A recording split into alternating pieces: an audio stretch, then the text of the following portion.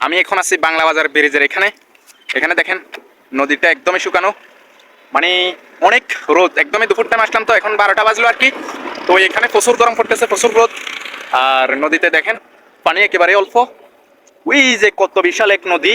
এই যে এই সাইডে আগে কাবাব হাউস ছিল আর কি, এখন বর্তমানে এগুলো বন্ধ হয়ে গেছে আর কি। আমার মনে হচ্ছে এখানে পানি উঠছে এই জন্য বন্ধ হয়ে গেছে, এগুলো এখন গুরুগরের মতো হয়ে আছে আর কি।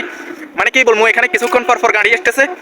আর এখানের মানে নদীর পাশে যারা ঘরবাড়ি করে থাকছে তাদের এখন ঘরবাড়ি নেই বললে চলে আর কি, সব উঠে যেতে হয়েছে আর কি। ওই যে ঘরবাড়ি সবকিছু ভেঙে গেছে।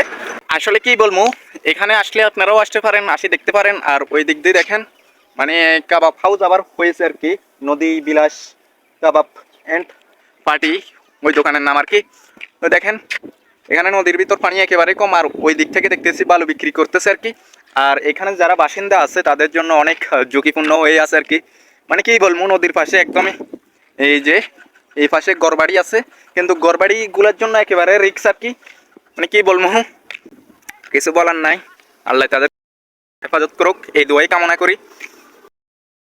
আমাকে দেখা যাচ্ছে না, প্রচুর রোদ। মানে কি বলবো, আমি রেনতে পারছি না আর কি।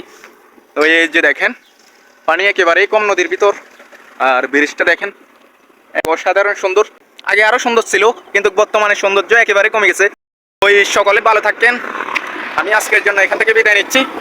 সবাইকে ধন্যবাদ। আল্লাহ হাফেজ, আসসালামু আলাইকুম।